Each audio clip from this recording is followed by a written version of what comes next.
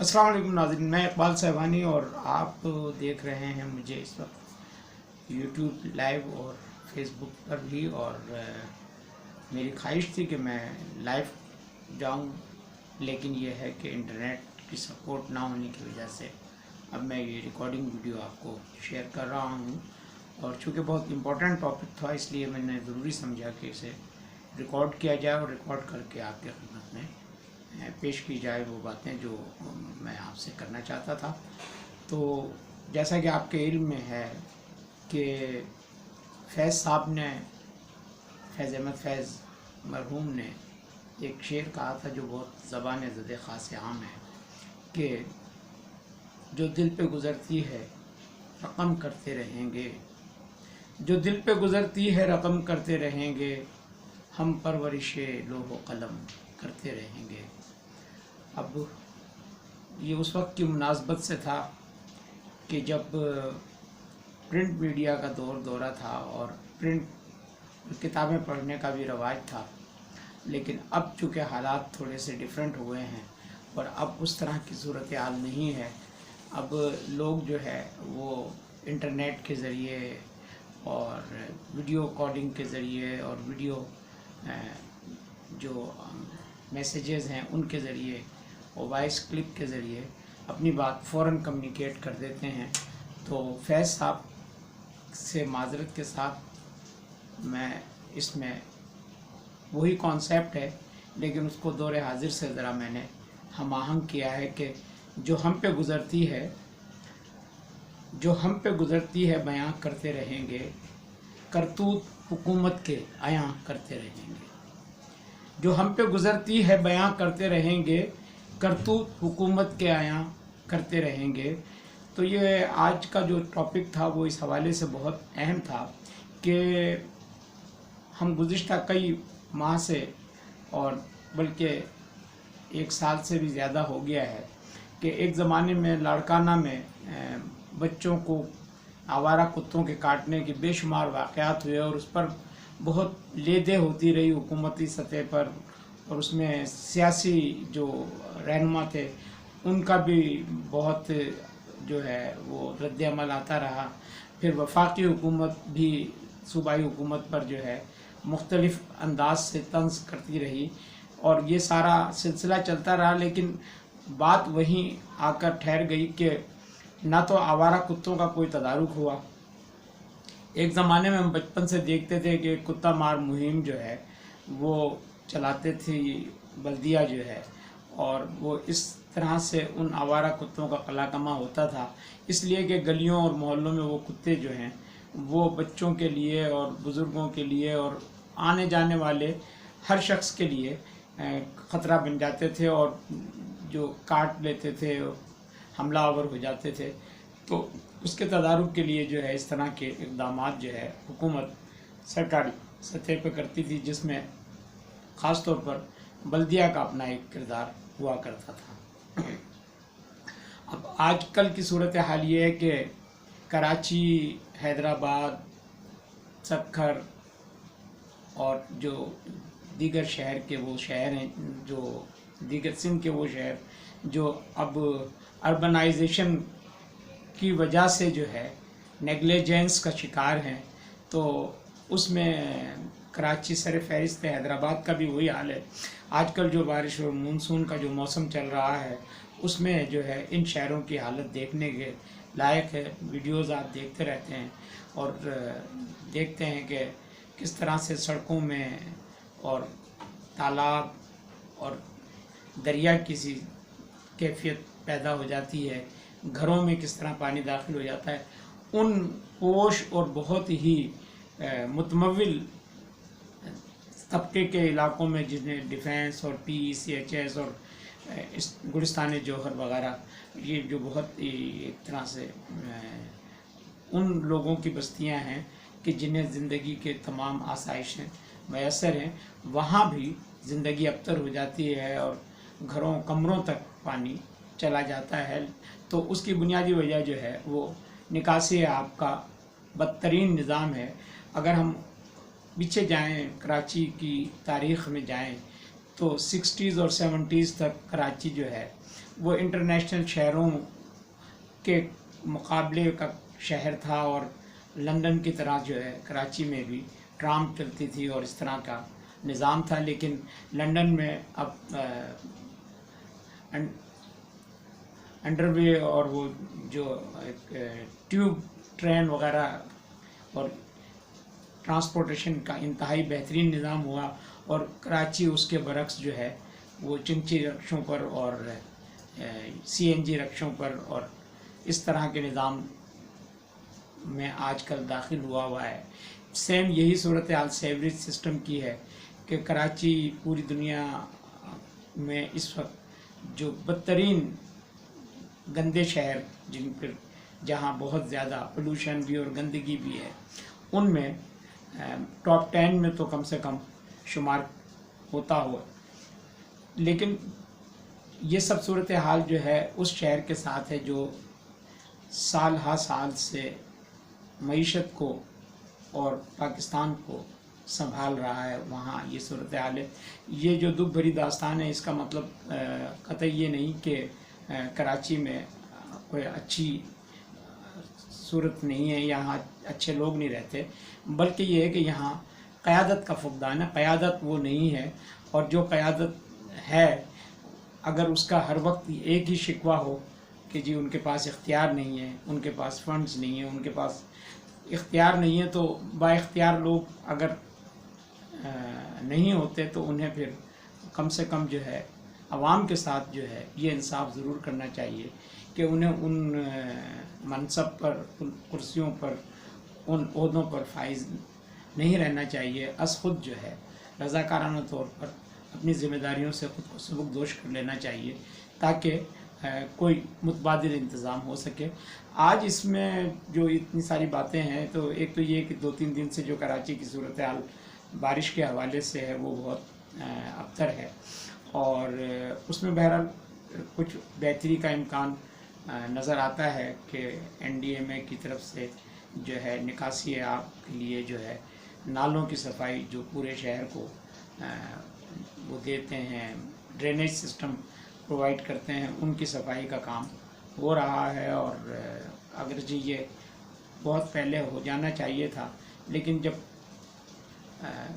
مقامی قیادت اس پر یا مقامی لوگ یا مقامی انتظامیہ اگر اس پر توجہ نہیں دیتی ہے تو بالآخر شہریوں کو ریلیف دینے کے لیے وفاقی اداروں کو اس طرف آنا پڑتا ہے، جو ایک حد تک قابل ستائش ہے. لیکن دوسری طرف جو ہے وہ ایک نہایت ہی افسوسناک بھی ہے کہ جن کی ذمہ داریاں ہیں وہ اس کو پورا نہیں کرتے، اور اس کے لیے پھر جو ہے ان اداروں سے مدد لی جاتی ہے کہ جن اداروں کا یہ کام نہیں ہے. بہرحال آج جو سندھ حکومت کے کتے کے کاٹے والے معاملے پر جو ہے جو بحث ہوتی رہی ہے، اور اس کا ایک تازہ ترین واقعہ کراچی میں آج ہوا کہ آج ایک 2 سالہ بچے کو کتے نے کاٹ لیا، اور شدید طریقے سے اس کے فیس پر حملہ آور ہوا، جس میں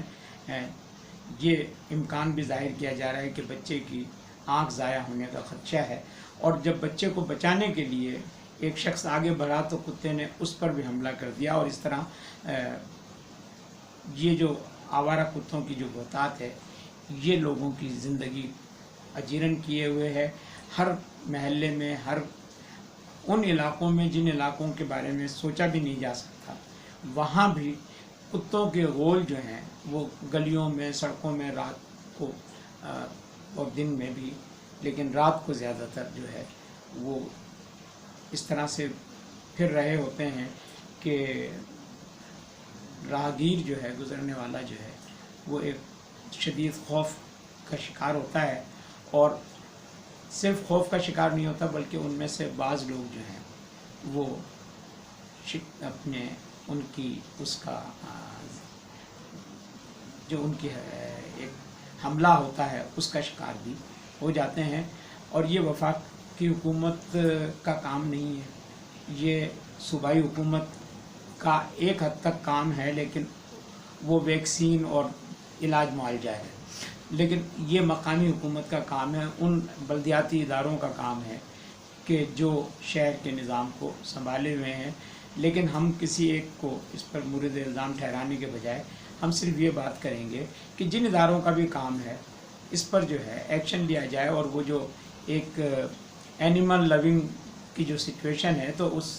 اگر اینیمل لونگ اتنی ہی اہم ہے تو ان کے لیے باقاعدہ کوئی ایسا ایک شیلٹر ہوم بنا دیا جائے کہ جہاں انہیں خوراک بھی دی جائے اور انہیں جو ہے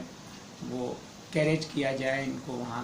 بند رکھا جائے، تاکہ یہ ہے کہ عام شہری کی زندگی اس سے محفوظ ہو سکے۔ یہ صورتحال جو ہے یہ تشویشناک ہے اور یہ وقت کے ساتھ ساتھ بڑھتی جا رہی ہے، لیکن حکومت سندھ یا مقامی حکومت دونوں پر اس کا کوئی اثر نہیں ہو رہا، اور اس سے عام آدمی متاثر ہو رہا ہے۔ اس لیے اس بات کا آپ سے تذکرہ کرنا ضروری تھا کہ شاید یہ آواز جو ہے یہ کوئی نوٹس لینے پر، کوئی توجہ دینے پر، کوئی اقدام کرنے پر ان اداروں کو اور ان لوگوں کو جو ہے مجبور کرے، یا ان لوگوں کو متوجہ کرے کہ جن کے دائرہ اختیار میں یہ صورتحال ہے۔ یہ پہلی بات تھی۔ اور دوسری بات یہ ہے کہ میں نے، جیسا کہ آپ کے علم میں ہے کہ گزشتہ دنوں میرے چھوٹے بھائی کا بھی انتقال جو ہے وہ چیسٹ انفیکشن کی وجہ سے ہوا، اور اس میں ایک سیویئر کنڈیشن بھی آ گئی تھی جہاں اسے وینٹیلیٹر کی ضرورت تھی اور آئی سی یو کی ضرورت تھی، لیکن حیدرآباد میں بھی جو ایک محدود پیمانے پر یہ سہولتیں موجود ہیں، اور زیادہ تر سرکاری ہسپتال جو ہیں وہ لوگوں کو مشورہ دیتے ہیں کہ وہ پرائیویٹ ہاسپٹلس میں وینٹیلیٹر لے کر، مطلب وینٹیلیٹر پر اگر کسی مریض کو جانا ہے تو وہ پرائیویٹلی جا کر جو ہے اپنے آپ کو وہاں دکھائے، کیونکہ گورنمنٹ کے پاس بہت ہی محدود وینٹیلیٹرز ہوتے ہیں اور پیشنٹس کی ایک بڑی تعداد ہوتی ہے سول ہاسپٹل کی۔ یہ میں صورتحال ڈسکس کر رہا ہوں، لیکن یہاں تک بھی بات قابل قبول ہے کہ چلیے کچھ نہ کچھ تھوڑے بہت موجود ہیں، مگر بچوں کے حوالے سے جو ہے بہت ہی تشویشناک صورتحال یہ ہے کہ حیدرآباد کے کسی سرکاری ہسپتال میں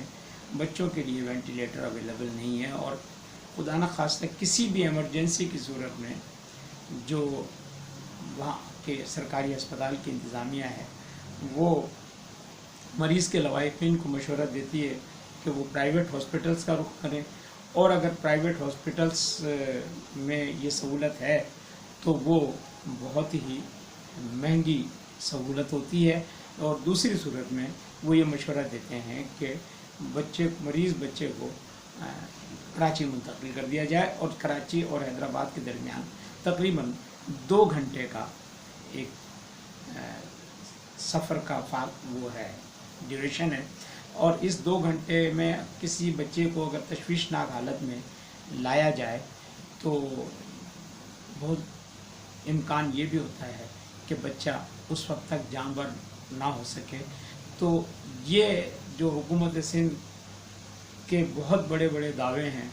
ہیلتھ کے شعبے میں، بڑی خدمات اور بڑے اقدامات اور بہت ساری سہولیات کی، تو ان دعووں کی کلی جو ہے وہ جب اس قسم کی صورتحال سامنے آتی ہے تو کھل جاتی ہے۔ تو میری ارباب اقتدار سے اور بالخصوص وزیر اعلیٰ سندھ سے یہ میری درخواست ہے کہ مہربانی کر کے پریس کانفرنسز اور پریس بریفنگ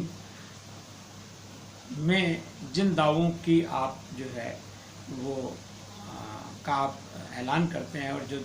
جو دعوے آپ ہیلتھ سیکٹر کے حوالے سے کرتے ہیں، تو یہ دونوں جو ایشوز ہیں یہ ہیلتھ سیکٹر کے ہی ہیں،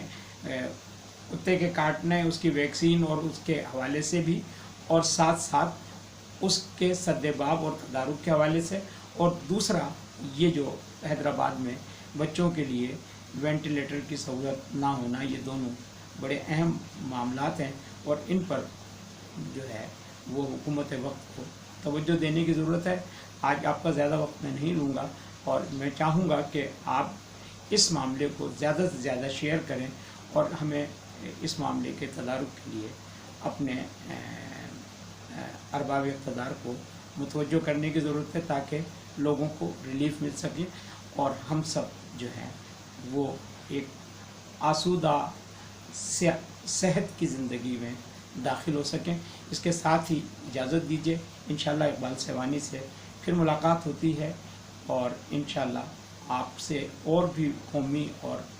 बैनुल अक़वामी और मकामी मसाइल पर गुफ्तगू होती रहेगी। और साथ साथ देखते रहिए होम टीवी, और होम टीवी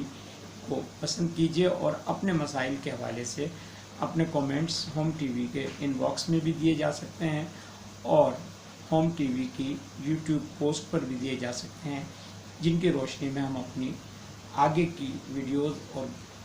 आगे की जो गुफ्तगू है उसको डिज़ाइन करके शेयर कर सकते हैं। आप सबका बहुत शुक्रिया। अल्लाह हाफ़िज़।